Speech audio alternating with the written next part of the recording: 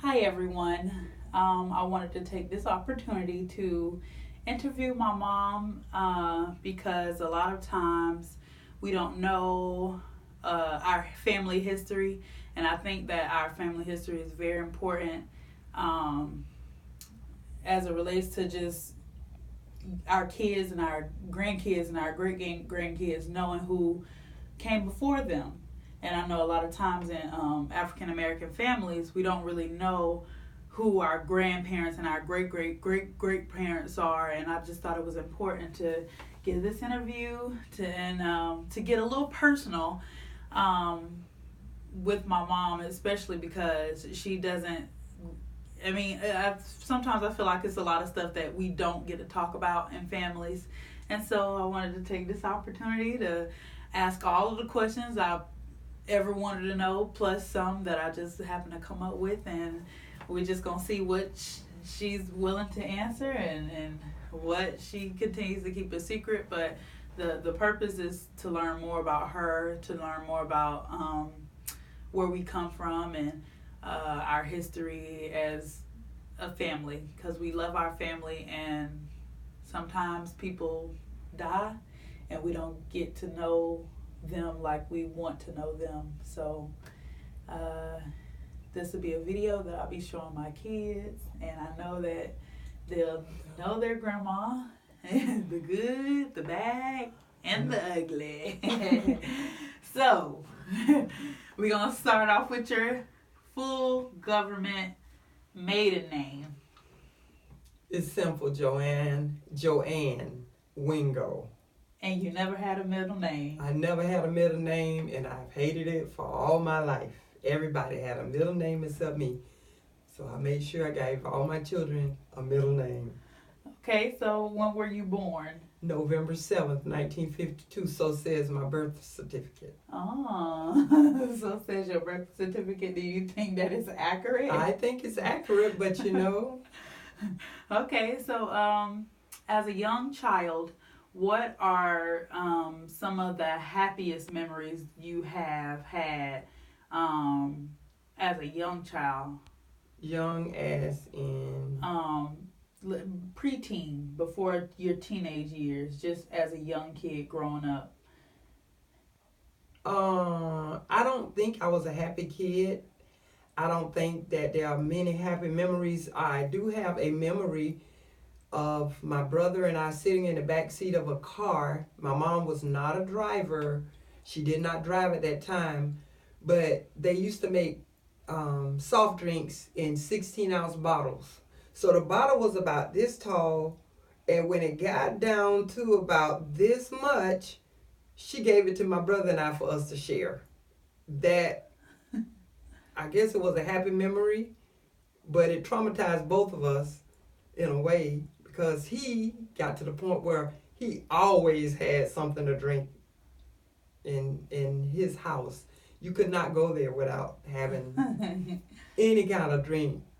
But I, on the other hand, thought it was okay to share with the kids, give them a little bit that's left. She used to chew up sugar cane. She chewed the sugar cane, and we went behind her and chewed it again. So I guess that was probably because we were poor. But my brother and I fought every day. I don't really have a good fun. Maybe playing, if I had to really think about it, playing with the kids in the neighborhood. But we fought too, so I don't know, I guess. So, just as a kid, you don't remember a lot of happy memories? Not a lot of fond memories. My grandmother was sweet. She was there. She was mostly serious. The cousins, I had a couple boys. They didn't hang out with us a lot. They were older. The kids in the neighborhood, we played together. Um, I know of a happy memory at school. They had May Day. I remember it was in elementary school. It was the best day of my life. I got to plait the maypole, and I don't know how I got to do it because later on when I remember middle school, I was in trouble every day. But in elementary school, I must have shown academic excellence. I got to do it, and it was for a select. So what is a maypole? They we had the first day of May was celebration, and I don't remember why. And it's a holiday. Spring, maybe? I don't know. I forgot. I don't remember. But the first day of May at the school, Madison Street Elementary, the old building, they tore it down and built a brand new school, renamed it the same on Tucker's Hill in Ocala. But I got to do it with the other kids, and I was top dog. It was good. Yeah. So you said plat the maypole. Yeah, because we would give me a visual of what it looked like. So there was a big giant pole. It had to be portable. Okay. It was like the tether ball where you. Okay. It was like that, but they had ribbons at the very top. Ribbons, lots of ribbons, and you had to go in and out, in and out, in and out, in a circle while you walked in a circle. You walked in a circle. Also, different kids joined Different kids. Yeah, there were several fun. kids in and out, or walking as you go in a circle around the maypole, going back and forth, back and forth, and back make and it forth. a braid. Make it a braid. That sounds cool. It was real nice, and I got to do it. Okay. And they only let kids with academic excellence. I don't know. I don't remember. But I don't know why I got chosen. Looking at middle school, I never would have been chosen. Did you make good grades in elementary school? I don't remember. What I was told, what I remember in middle school was always hearing that I don't work to my fullest potential. I was told that I was smart, but I didn't put forth the effort necessary to demonstrate my academic excellence. Okay. And I told my mom they were lying. Much to my surprise, they were telling the truth. Right, what you discovered later on in life. Yes, I discovered that I was highly intelligent. Okay, well, I guess we'll get to that. So fast forward to your teenage years. What was that filled with more negative or not good memories, or did you feel like your life began to probably get a little more as a teenager happy? I got married when I was 15. 15, from the time I got married up until approximately 2 years after, I was happy. I had a good marriage. I didn't have money. We bounced from place to place. We were evicted. We didn't have food, but I had a person in my life who loved me. And it just made up for everything. So 2 years of wonderful happiness. Tell me about this wedding ceremony that you had. I was pregnant. I was visibly pregnant. Oh, so you had gotten pregnant before you got married. I got pregnant. Okay. And the story is in 10th grade, almost at the end of 10th grade, one of the students slapped me. I had found a razor in the bathroom, and I came out showing the razor off, playing around like I was very playful. I always played a lot, played too much. But I told this girl named Harriet, I said, "Look, Harriet, I got a razor and I'm going to cut you." And this big, tall guy named Johnny McCracklin, he said, "If you cut her, I'm going to cut you." And so we went back and forth, and he slapped me. He slapped me while I had the razor in my hand. And my mom had always told me that if someone hits you, hit them back. So I hit him back without thinking. Ended up, he had a slit in his neck that took 20 stitches in his throat that he has until now, because I remember seeing him as an adult, and his skin had keloided. So it wasn't a flat, smooth healing. It was keloided around, so it was ugly. So I ended up getting on probation. And When the probation officer found out that I was pregnant, she asked me why we weren't married. And I told her we didn't have the money. They arranged everything. My aunt made me a beautiful pink and white two-piece maternity outfit. She made it. Was gorgeous. It was beautiful. Jim and I walked hand in hand to the detention center. It was where I checked in every week. So Okay. and the So you weren't charged as an adult for it. No. So it was like a minor thing back it was then. a minor thing in that he slapped me first, Okay. and I was like self-defense. Okay. But somebody should have gotten in trouble for having that razor in the bathroom. Oh. But he had one in his wallet, Oh. and he went into his wallet to say, "I'm gonna cut you back." So I ran to the principal office and said, "I just cut this guy 10 days home," and there was a teacher there. I forgot her name, but we had just begun to be integrated. She was a white teacher. That was our first year of integration. She went to the principal and told him that I did not need to repeat 10th grade, that I didn't need to be suspended for 10 days, because if I had been, I would have automatically missed all the credits I would have earned for 10th grade and would have had to redo 10th grade. So he listened to her, and I was promoted so that meant that I had 10th grade under my belt. So I'm gonna go back because you said that y'all had just started being integrated. Did you witness as a kid a lot of discrimination growing up, or were you and the rest of the African American community? Did you even talk to white people? Did you see them? They were not on our side of town.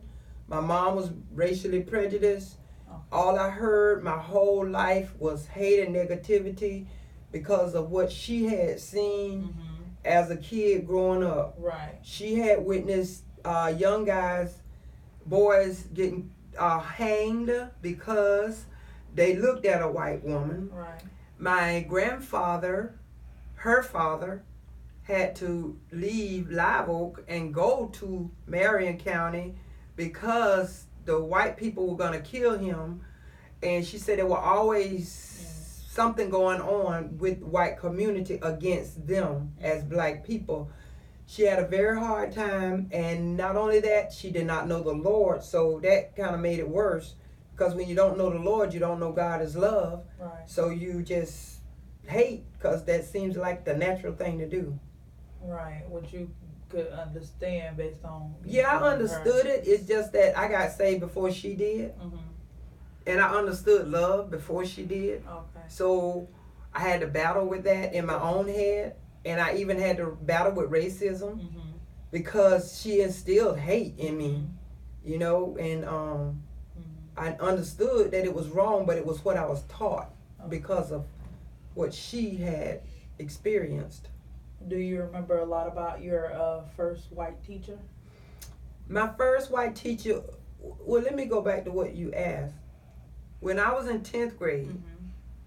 I had a white teacher. There were a couple had come to our school. I was at an all-black high school, but we did have a couple of white teachers. I'm sure. I know we had one, and that's the one that went to bat for me.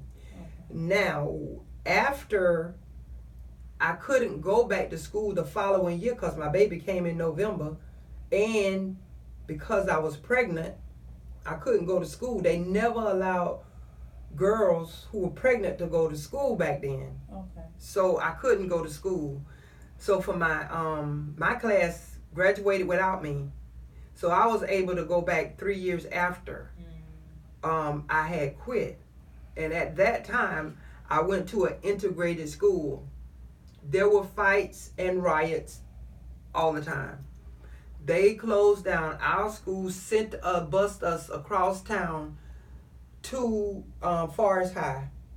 And a lot of the black boys were not having it. They got in trouble all the time. And because I was older, because I had already been out of school for 3 years, trying to sacrifice my life just to get back in school, I was not going to do anything that was going to jeopardize my education, even when I didn't understand at that point how important my education was. It was almost as if I was a robot being programmed to get an education, to get my high school diploma. No one in my family had gotten a high school diploma. No one, no cousin, no one. So what do you think was your motivation for? I think God put that in me. He just programmed me to go for it. And it was not easy. It was very difficult looking back. It was not easy I had 2 children when I went back. Okay. I had a 3-year-old and a newborn. You know, so, and then I was married and I needed a babysitter and no financial support, no one telling me, no one encouraging me, no one really trying to see what they could do to help me. Right. I was just on this island seemingly alone trying to get to point A, high school graduation. That's the only graduation ceremony that I attended for myself. Okay. When I got my AA, bachelor's, master's, 2 masters. But you went to that. I went to the high school graduation. Took a picture with the superintendent of the school board. Big smile, I was thrilled. Okay. It was amazing because I graduated with a husband, 2 children, and many other adversities that are too numerous to discuss. Okay. Well, we'll get into them adversities later on. So, I don't think we mentioned where you actually grew up in, so I do want you to talk about. I grew up in Ocala. Florida. Yes, Ocala, Florida. The only area I kind of really remember, I know I was younger, and it seems like there's another place way in the back of my mind, because my grandmother lived, my grandmother, my aunts, my uncles, my cousins, we dominated neighborhoods because we all were there together. Oh. Grandma lived, like if we lived in house number 1, Grandma lived in house number 3. Across the street in front of Grandma was Aunt Honey. Aunt Connie lived down the road a piece and across the field. Aunt Honey's kids were older than mine. They were on their own. One lived on one row in front of us, and one lived behind that one on another street. And we just had the neighborhood. We dominated right there in Ocala. When you say dominated, what kind of things did y'all do? No, we didn't. We just were there, and we were just there. Okay. There was probably no one. I don't know. Back then, people didn't leave their hometown. They didn't move away. If they were born in a place, they died right there. They grew up and they died right there. My mom died in Ocala. All of her siblings that were there died in Ocala. How many siblings did your mom have? My mom had 11 brothers and 3 sisters. My grandmother had 11 boys, back to back. And then her 12th child was a girl. And she had 4 girls. And all her boys died before all of her girls, except one. Uncle Willie died. He was the last boy to die. So who was your mom, the youngest? She was next to the youngest. Oh, wow. Mm-hmm. Okay. Yeah, and Connie was the baby. Okay. And are you the oldest out of your brothers? I'm the oldest of my mom's 2 children. Okay. And I think my dad has 1 child older than me and several younger than me. Oh. He has several. And it's amazing that they accept me as their sibling because I'm the darkest one.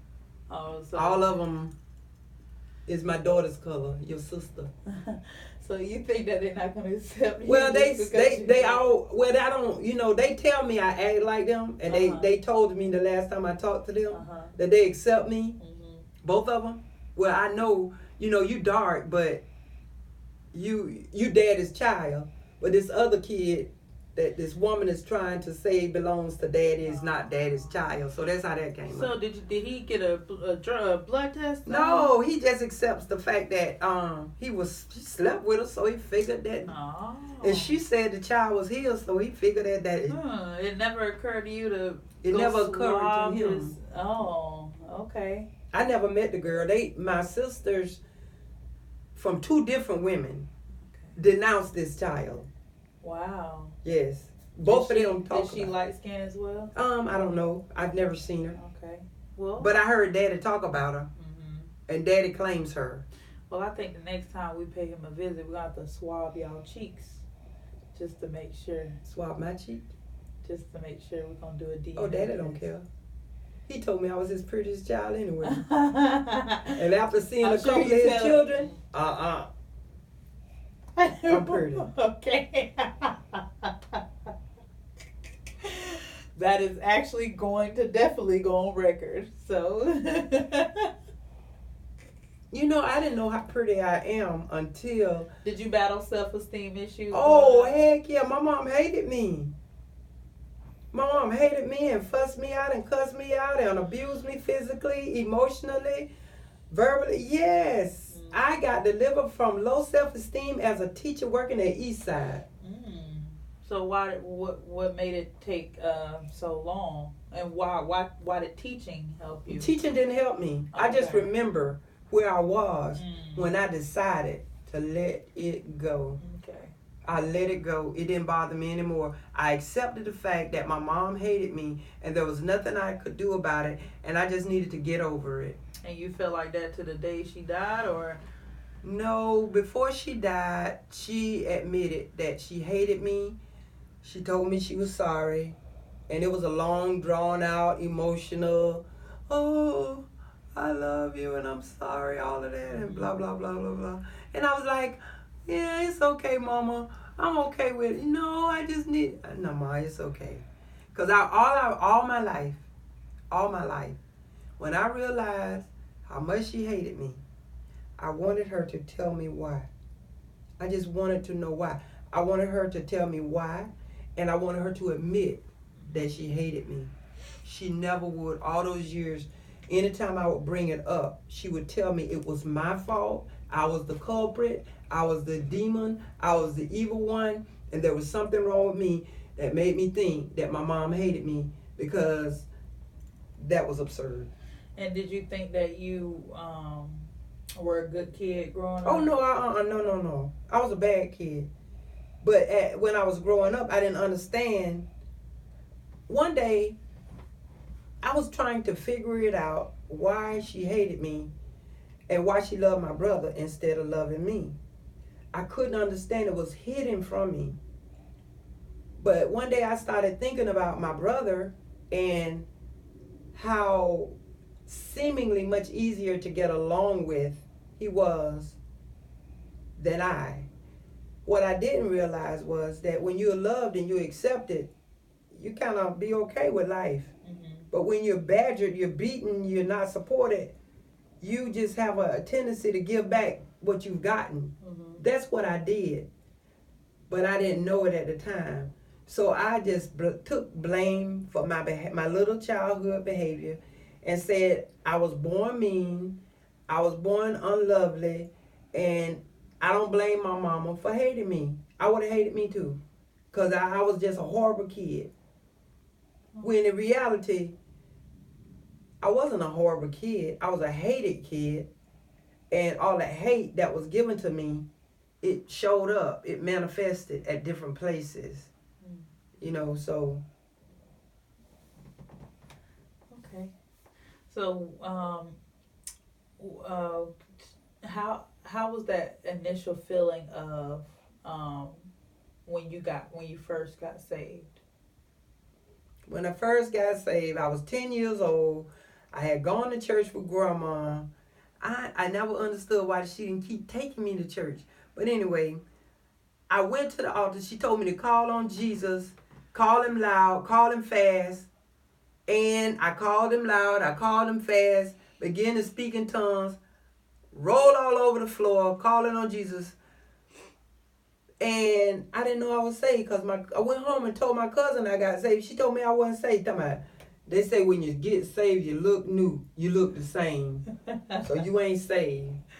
And so what were your feelings after she said that? I wasn't saved. Oh, so you believed her? Yeah. And you believed you weren't saved? Right. Okay. Because she said I wasn't saved. She was old. She like 11 years older than me.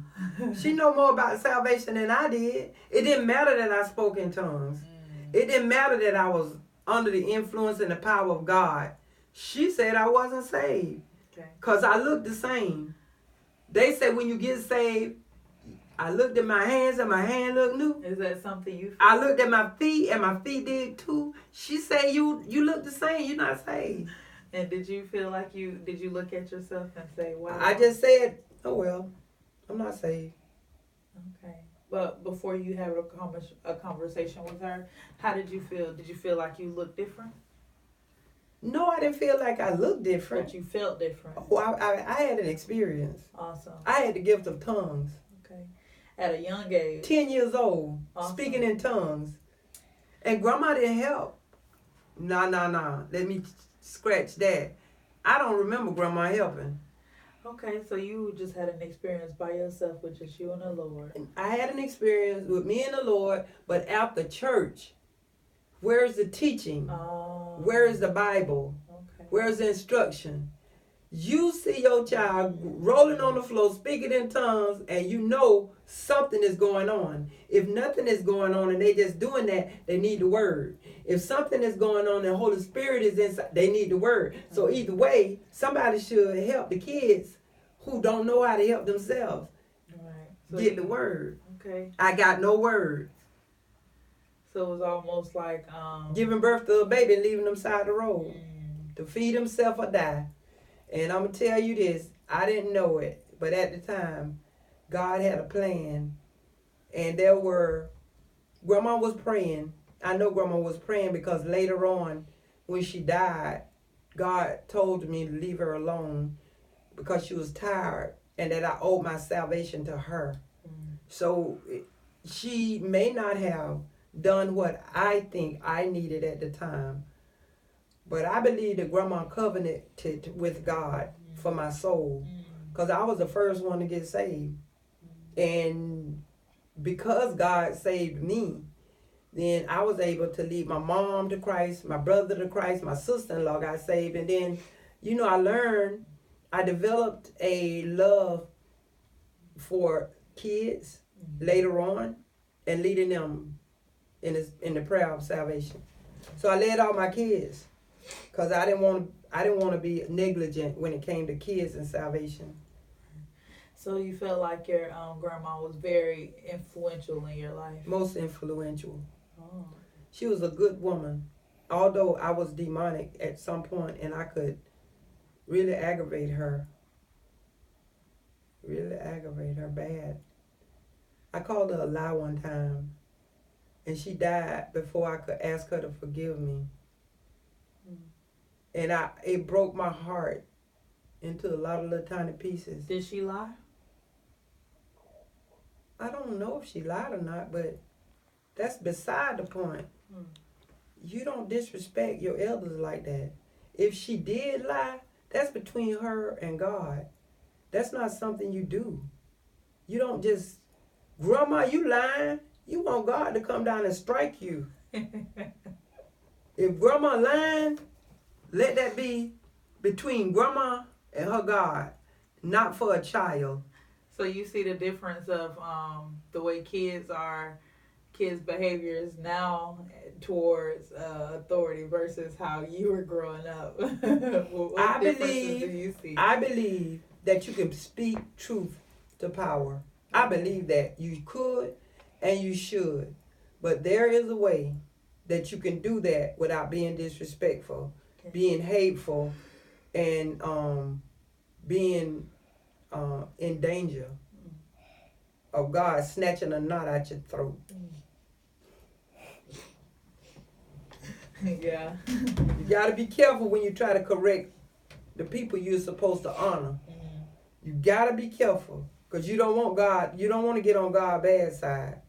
You got to, that's why I believe that I demand more respect than the average person because I understand that I'm helping the person, the child, the individual, and I'm helping the world Because you got to learn respect somewhere at some point in your life.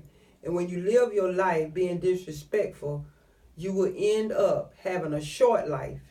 Because if you don't give that respect and that honor, honor thy father and thy mother, so that your days can be long upon the land that the Lord thy God gives. That is a commandment that has a promise.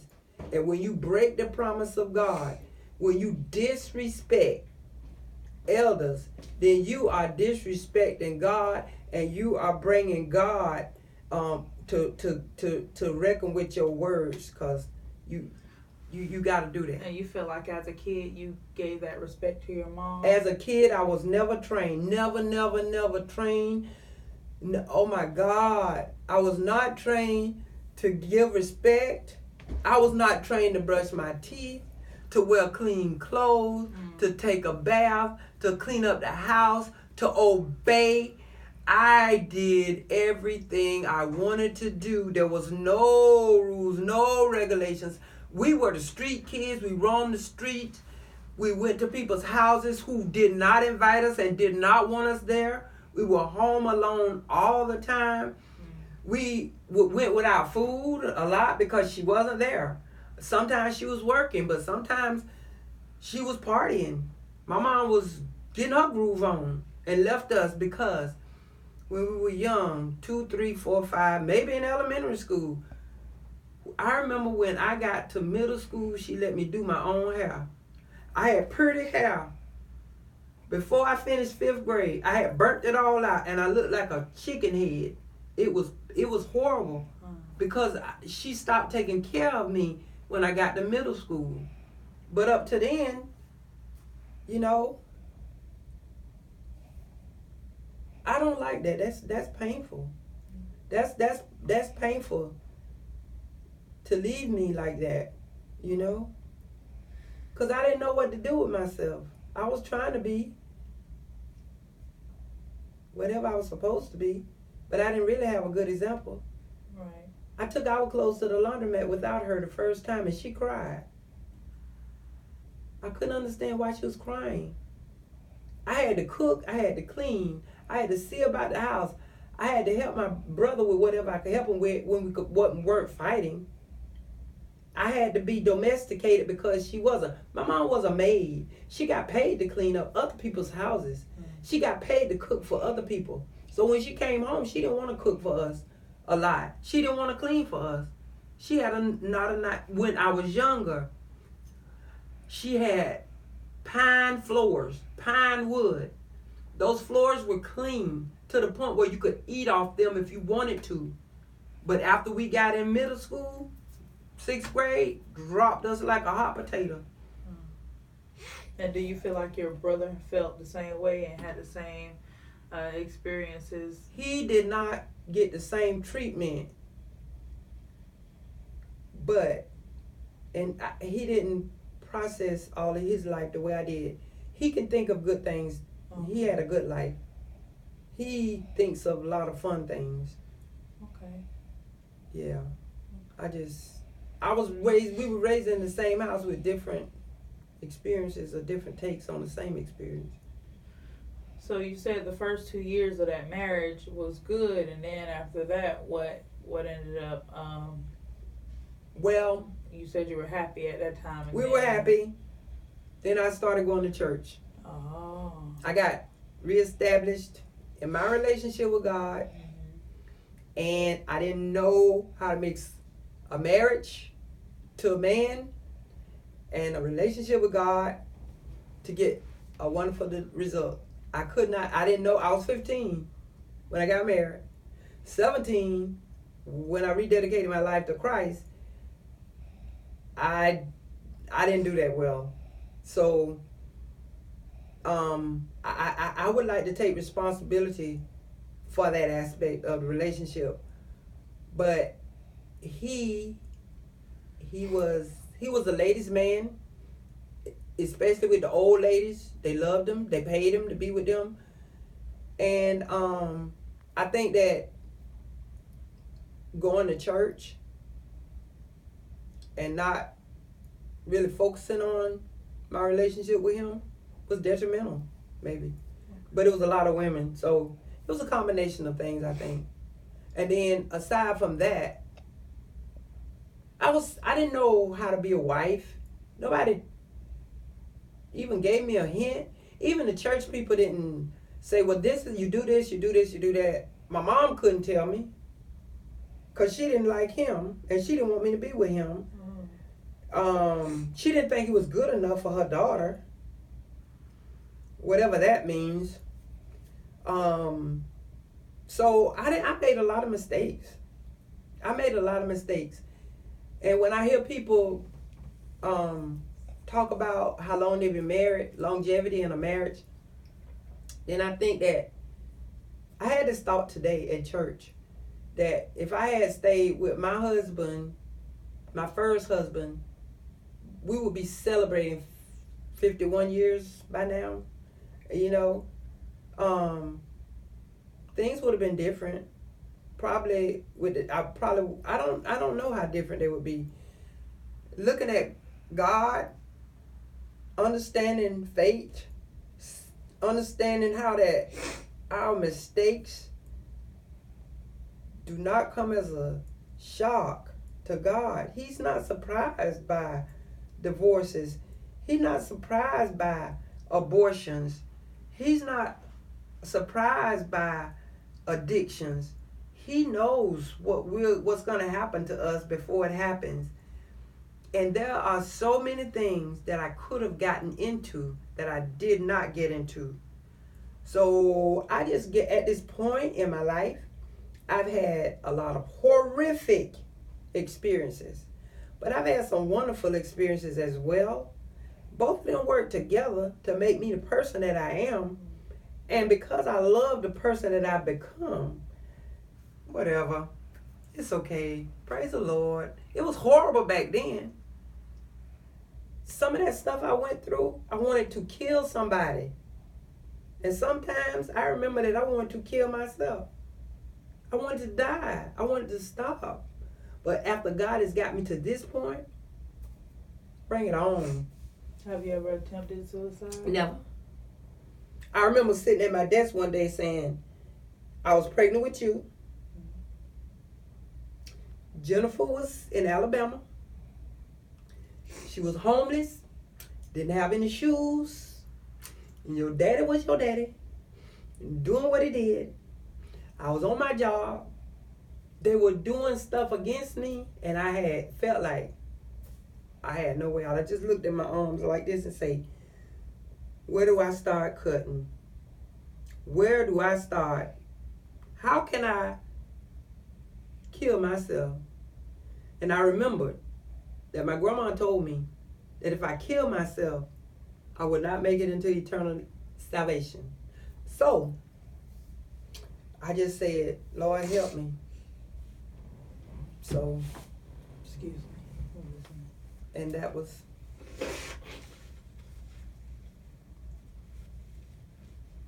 yeah, you're on camera.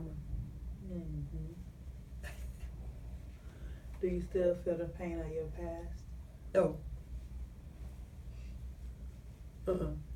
Not even the times I spent that felt like I had my bed in hell. I used to go to hell a lot. Your daddy sent me to hell a lot of times. I went so many times till I knew I had a bed with my name on it. And one day, I ain't go back no more. And I'm happy not to go back because it was hot. So how long did you stay married in your first marriage? About 10 years. Mm-hmm. And then, how did that end? I decided one day that I wasn't going to take his poo-poo. He was leaving all the time, going down south, called himself working, leaving me with no money, no support, nothing. He always stay as long as you want to go and stay. The first time he left, I was pregnant with Jennifer. He disowned the baby, told me that the tenants, it was his baby. Just a lot of stuff, but I told him before he left, I said, look, I'm tired of this. If you leave, I will not be waiting for you when you get back. He left. And I had to be true to my word.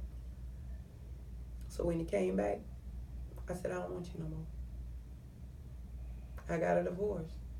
Long story short, it was over. Because he was sleeping with the woman down the street, right in house number 1. I lived in house number 5. He was sleeping with the lady in number 1. When the kids got ready to see him, they walked up to house number 1 from house number 5, spend time with their daddy. No, you gonna do all this, and then you that's not enough. I mean, Father help. I had enough. And that had happened for all of the time after the first 2 years. So it was about 8 years I took all of that. So were you working at that time? I remember going to school. I had bits and pieces. Okay. Yeah. I didn't have a career. Okay. But I did, had jobs and stuff. And was it still like, did you guys believe that women didn't work or? Oh, I couldn't believe that because he didn't work. He didn't have, oh my God. I did everything I could do. Mostly maid work. I cleaned people's houses. Okay. So after that marriage, and did you hop into another relationship? I hopped into another relationship because I saw somebody that was tall, dark, and handsome. And he had a French accent, and I liked the way he called my name. John. Good looking man. What's his name? Linford Ira Nash. Oh. And I wore his last name for 5 years. Okay. But the thing is, he's dead now. He just died last year. Oh. How'd you find out he died? Somebody who knew him, Oh, okay. who knew me, knew I was married to him.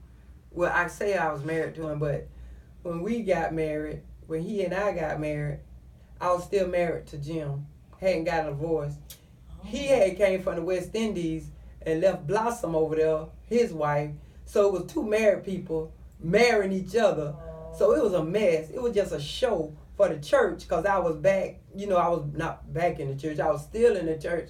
And I didn't want nobody to think I was a fornicator that I was. Oh, okay. So I was just trying to do that to cover up. Okay, so you just wanted to remarry.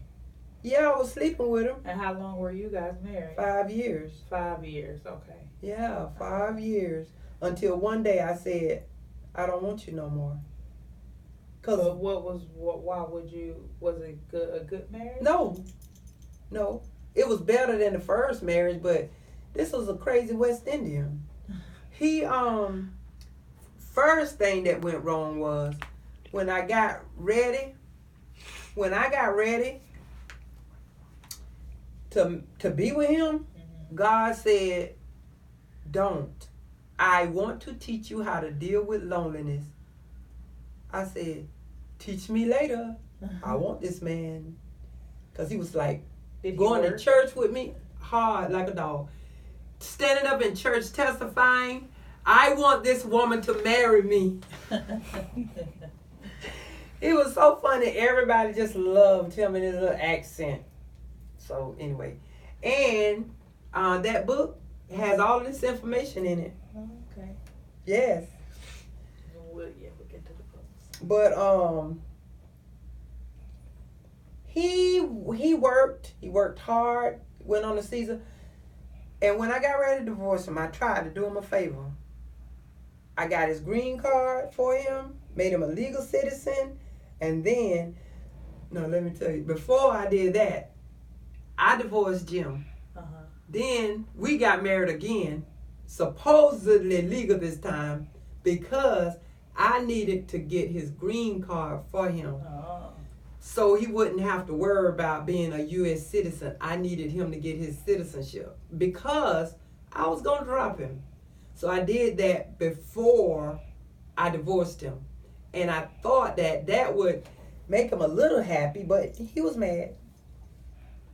He was upset. He didn't want to get a divorce. He did not want to get a divorce, even though Ira was not his child and he thought Ira was.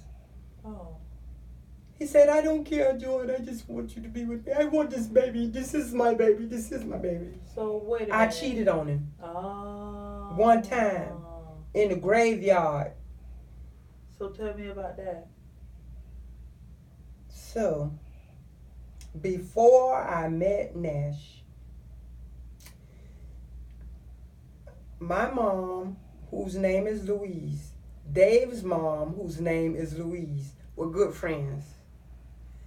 My brother was incarcerated with Miss Louise's son. So the two Louises each had a son incarcerated together. I went to see my brother with my mom, and we automatically sat with Miss Louise and her son Dave. Fine piece of flesh. He was so good looking, it was ridiculous. And he was tall. And he was affectionate. So, when he got out, we had a conversation, one conversation. I remember the conversation, but it's real personal, so I'm not going to talk about what we talked about. Well, inquiring minds want to know. It's sexual, so I ain't going to get into that. So, when he got out, he didn't come see me. He didn't come live with me. But that didn't mean a whole lot because his mom was working overtime to get us together. So I was with Nash by now. By the time you got out of prison, you had already started. I was with Nash.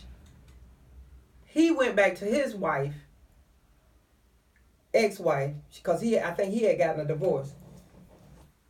And then, because they broke up, and he went to live with another girl. And one day, I took Nash's car, went to see Miss Louise. Miss Louise and I went to Dave's house. Dave ran out the house, got in the car with me. Miss Louise went in the house with a girlfriend. Me and Dave went riding, ended up in the graveyard, snatched the keys out the ignition, and said, "Give it up, or these keys are in the trees." So I gave them home. Got pregnant first time. I only been with that man one time in my life. One time was more than what I wanted. I got a child by him. Blew my mind. The child's identity was hidden for 3 years because I didn't want them to know that this was Dave's child, because I felt like they were going to go cuckoo for Cocoa Puffs because Dave didn't have any kids. Nobody had a baby from him. Miss Louise loved me, and I knew she was going to love her son's child from me. One day I went to Miss Louise's house with Ira holding his little hand. She looked at the baby and said, "Joanne, why this ain't my grandbaby? It's so cute." And then she stopped and looked at the baby. "That's my grandbaby! That's my grandbaby! Oh!" Calling all her kids. I did not say a word. She went and got Dave's baby picture. Look! It was over. The foolishness began. She went cuckoo. And that's how he got left in Ocala, really. Because they wanted him. They wanted to fight for him. He belonged to them. Is that his only child? That's his only child. Oh. Yeah. Okay. That's how he got you. Wow. Yeah. That's how I know. And when is the last time you spoke with with Dave? I try not to speak to Dave. One time Dave tried to kill me because I told him I would not marry him. After me and Nash got a divorce, he figured that me and him should automatically be together. No. By now, I grew up in God. I don't need no man. Especially one, I just...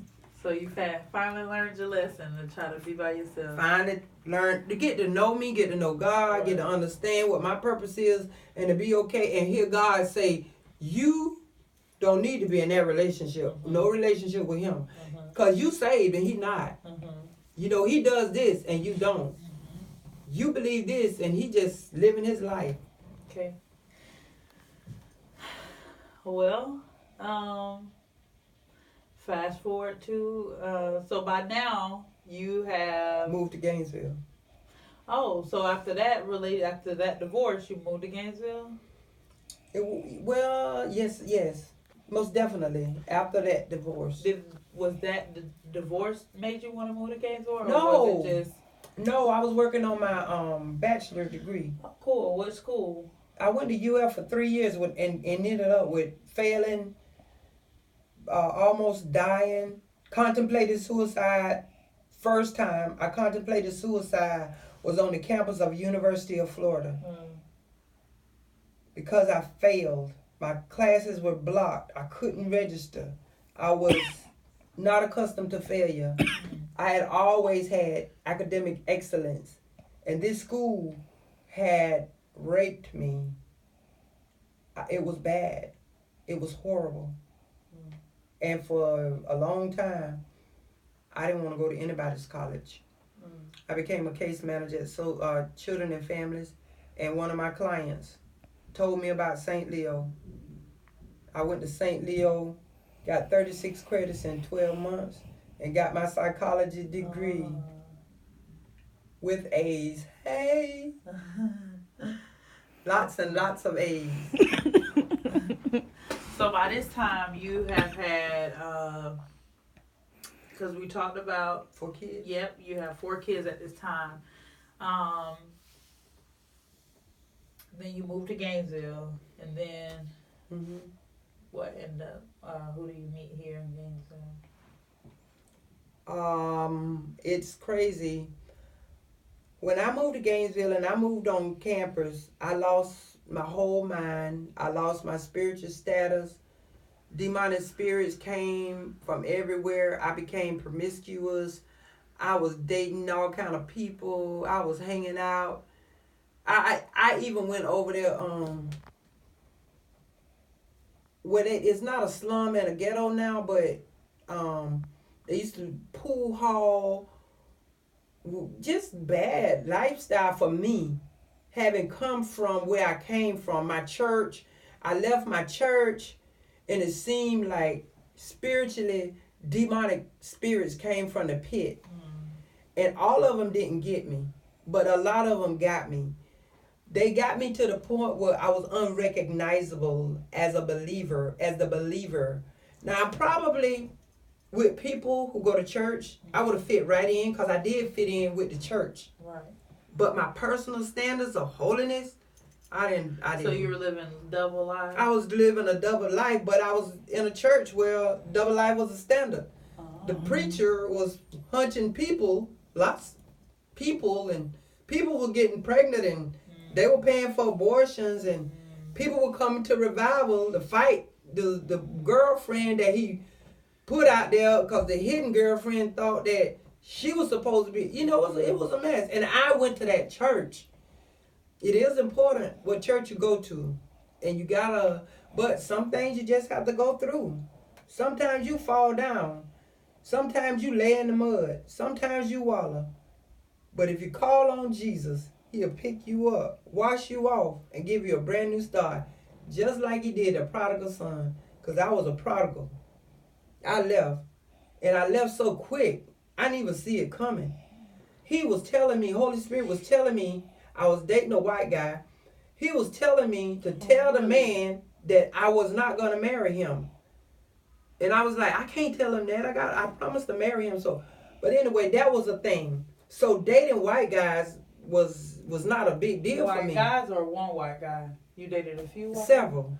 Oh, okay. A Where did few. you meet? Oh, on campus? You met them on campus? Yeah. And they knew you had kids? Yeah. One guy lived next door with his wife. Oh. Yeah. A lot of white married men were all often, especially on campus. They were everywhere. I was a commodity because there were not many black women on campus. So I was always confronted by one of those guys one of the men that were married. One of the white men that were married. Thank God for everything. Okay. So, how'd you meet Joe's dad? Well, once we moved over on 44th, one of Jennifer's friends bought me a CB, installed it in my car. What's a CB? It's a ham radio. Breaker 19, this is Lady J. So I started on the CB. All the men were ugly, short, old, except one. This is Coffee. I'm smiling. I liked him. I really did like him. He was tall. He was good looking, but I wasn't sexually attracted to him. Huh. I was not sexually attracted to this man. I used to feel like I was powerful because I was a flirt. And with being a flirt, you can't be easily moved because then you'll be a hoe because you'll be sleeping with the people that you're playing with. Right. So I played a lot of games. Right. And one night, he spent the night with me, the whole night, into the next morning. And I was laughing at this man because I say, he ain't got no power. You know, just being me, flirting with him. I said, poor fella, I just give it up. Got pregnant. We didn't have like a relationship. We had been talking on the CB. He had been coming by. We had been hanging out, you know, because the kids liked him. We had been friends, like friendly, but we didn't have a secure relationship. I was just messing around, being ungodly, and got pregnant. He didn't have any kids either. Oh. Is Joe his only? I don't know, but based on the information that I have, Joe is his only real kid. Oh. But he claims another one. Oh, okay. Okay, and so how long did that relationship continue? Oh, it didn't continue because what happened was his ex-wife, the woman who had divorced him, found out that I was pregnant. He brought her to my house so that I can tell her that I was not pregnant from him. I told him that if you tell her that, go ahead. But I'm not telling her that because that would be a lie. Mm-hmm. So she married him again and divorced him again. Poor baby. Poor baby. He can't win for losing. Now he in my face. He look dried up something. Now, to this day? To this day. When Joe came, he all up in the car. No, look at you. Why they look so bad when they get old? Broke up, run down. Child, please. Living in a trailer park. And you just aging backwards. Aging backwards. Hey, that's what God will do for you, honey. Get you some Jesus in your soul and keep him when you get old. And then when you get old, you won't look old. That's right, because you look good. Thank you. Appreciate all the compliments. So, okay. So you already have your bachelor's. You had already had your bachelor's at that time. Or no, so you were trying to get your bachelor's from UF. And it wasn't Let me working tell out, you so this, had what to he go to- did. I was going to school at University of Florida, working on my bachelor's. I got pregnant with Joe. Oh. So I told Joe's dad, I said, I need to have an abortion because I'm in school and I can't do this in school. He said, oh, I ain't too smart and you smarter than me, but it don't make sense for you to kill a baby just because you in school. I was like, right, you ain't smart, so you don't know what you're talking about. He said, but I'll give you the money. So why did this man tell me I had made my appointment to get my abortion? This man told me that somebody came in his house and got his wallet off the sofa. Knowing where he lived at the time and how he was, it was possible. But that didn't stop me because I was getting my financial aid and I ain't need him no way.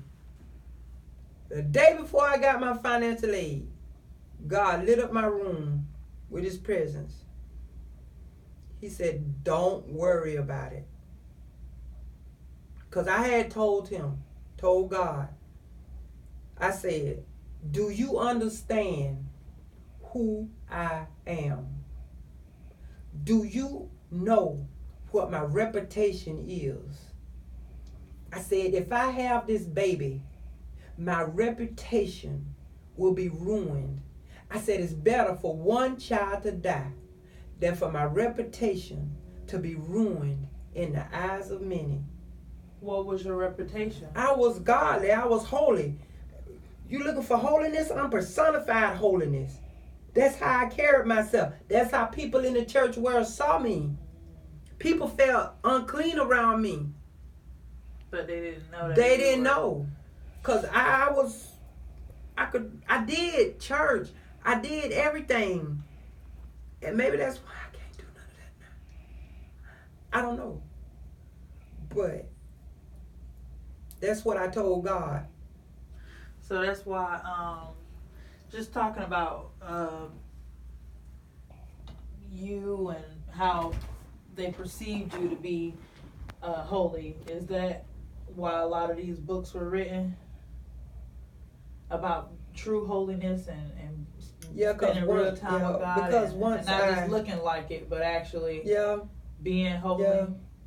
Yeah. Did you? Every demon that anybody could possibly have, not maybe everyone, but 80% of them, I done had encounters. And because I was in the church, I feel that my message is for the church person who looks good to the eyes of people, right, and stink in the nostrils of God. Because I don't have to fake it. I don't even have to talk about it anymore. And that's what was going on. I was talking a good talk. I was talking a good game. My friend told me that she felt unrighteous around me. She felt like she was a big sinner around me for the talk. But I didn't have a life that backed it up. But you couldn't have told me. right, Because it didn't compute.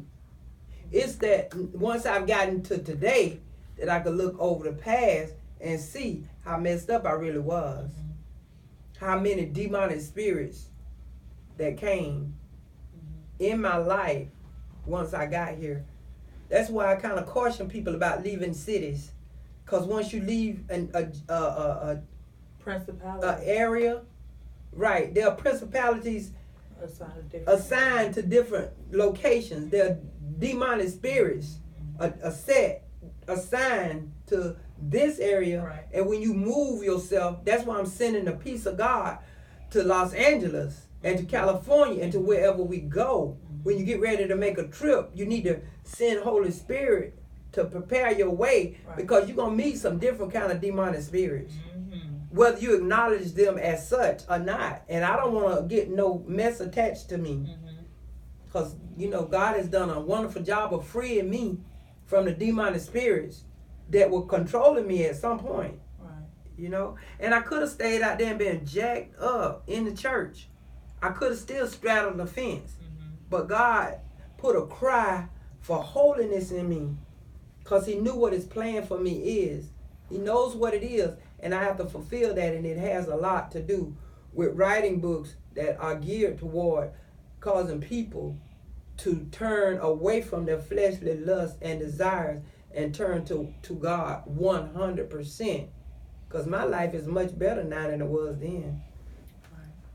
So I'm going to ask you a little bit more about, I just want to make sure I get all your kids in there, and then we're going to take a break. So let's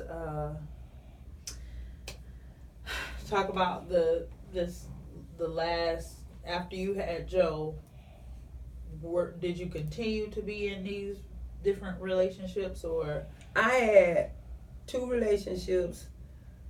This guy named Wayne, he was younger than me. He just acted like I was his sunshine. Wayne would come to the house with Jennifer, me, Nita, all us in the 4 us in the bed, because I always had a king size bed. We all in the bed, playing and laying together, talking. Wayne would get in a fuss with the kids like he was one of the kids. But I was pastor at that time. Oh. I was a pastor. I had become a pastor. I had gotten my I had my first church. So you got it here in Gainesville? Yeah. Okay. Right on. That's how I met Elmira's family. After you had Joe. Mm-hmm. How long after? Not long after. Okay. Um, Who ordained you? Bishop Pinckney. I still Okay. got my credentials. Cool. Who is he and where is he? He died recently. Oh, okay. He was a molester. But Oh, anyway. he was. Yeah, we didn't know about it. He been to prison for it. Oh. Nita used to put her fingers in his dimples, but he never molested one of my kids. He never, that I know of. But anyway, so I had my church. Wayne was going to church with me. Mm-hmm. We was going to church. We was having church, having a good old time.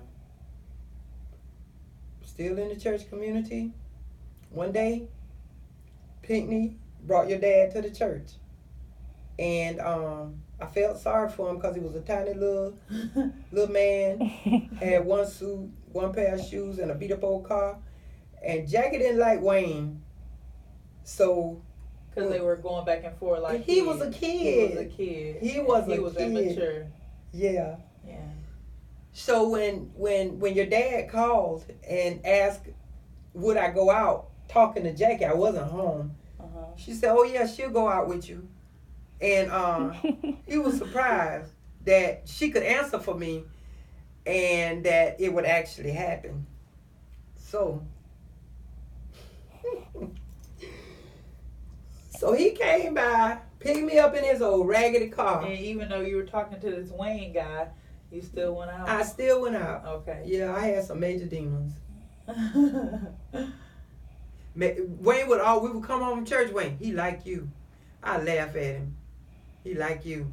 Because you knew, but you was just like, what? No, I didn't like him. I didn't want him to like me. Oh, yeah. I did not like him. Okay. I just felt like that man can't, you know, you don't want somebody like you because Yeah. your daddy was, I don't want him to like me. And if Wayne wanted to get on my nerves, he'll tell me your daddy like me. Oh. I said, no, he does not. Yes, he does. I said, He said, mm-hmm. You know, like a little kid. Anyway, I had just broken up with Wayne, actually. Because Wayne would have just, anyway, he was a kid. He would have freaked out. Mm-hmm. And Wayne had went back to West Palm. Wayne was from West Palm. So, that's how Jackie set up the relationship, because she knew I wasn't with, anyway. So, your dad came by. We went out. We came back in the house after dinner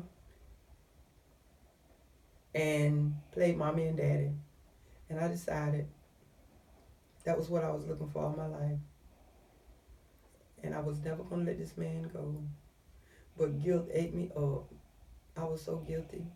I told him, I said, we can't. I said, we have to either get married or we're going to break up. We either going to get married, I ain't going to never see you no more.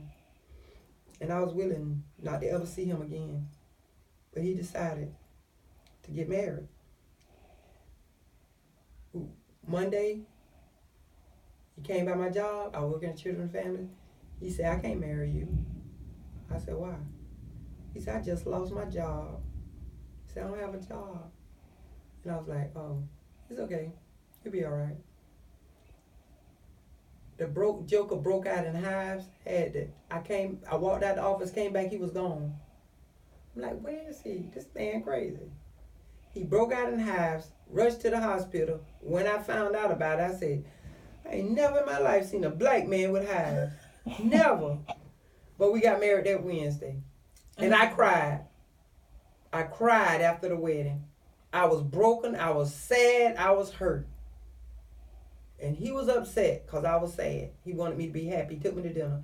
He said, it's supposed to be a happy day. What's going on? Blah, blah, blah, blah, blah, blah, blah, blah, blah. You know how he talk.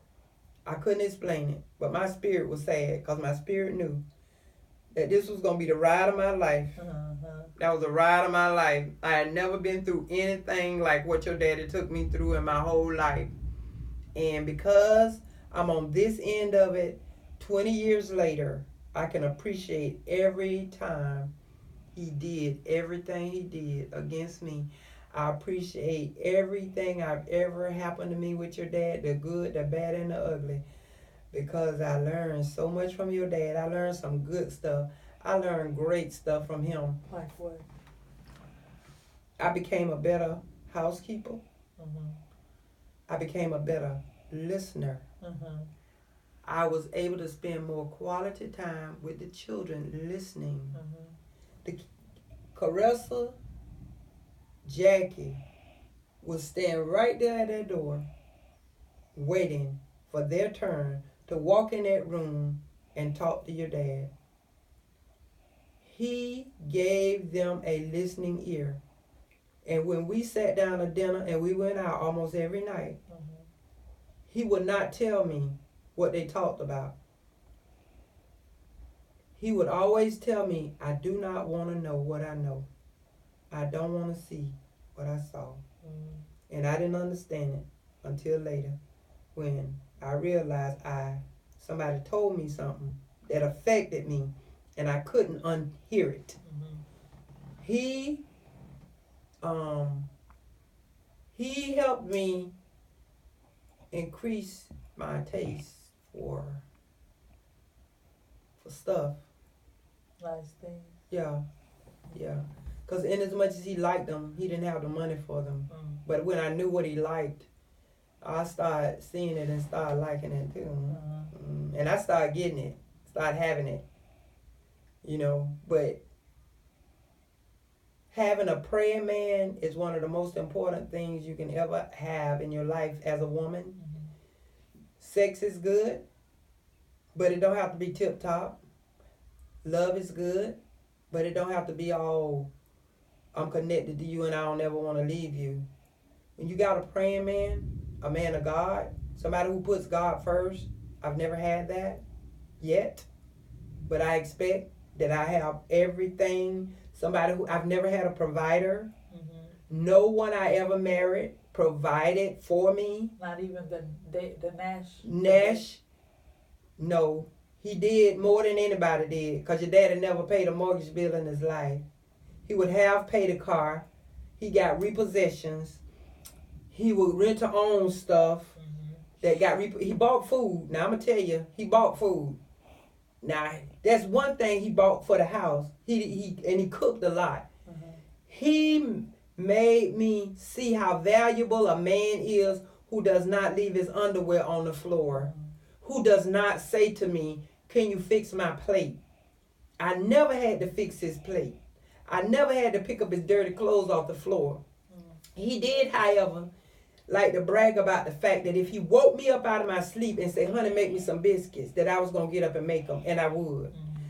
He helped me to understand that when you got a husband, you do not go against God for your husband.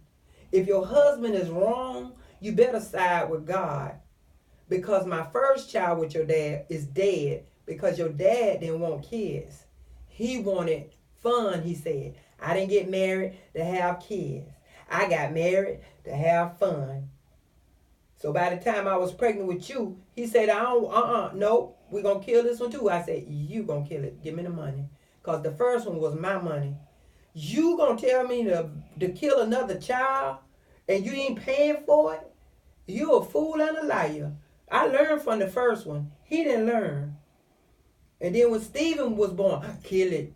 He didn't know how much greatness was in y'all.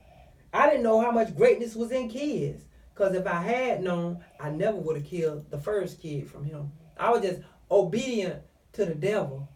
And I'm going to tell you this. When I got that abortion, it looked like God turned his back on me and my relationship with Randy. Demons filled our house. They were big and they were tall.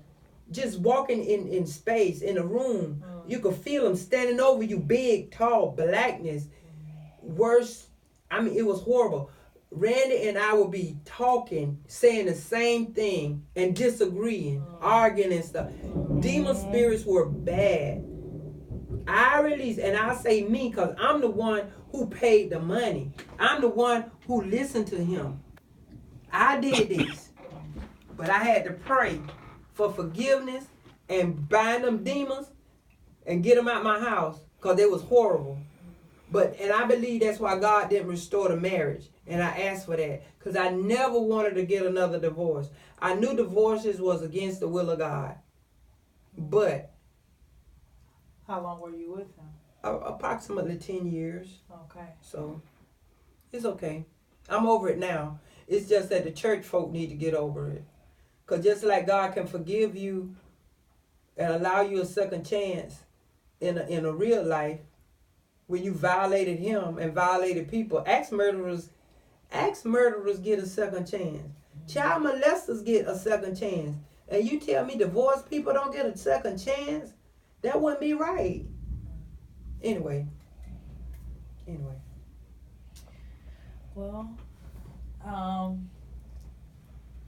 we're gonna take a break, and that was just the first half of,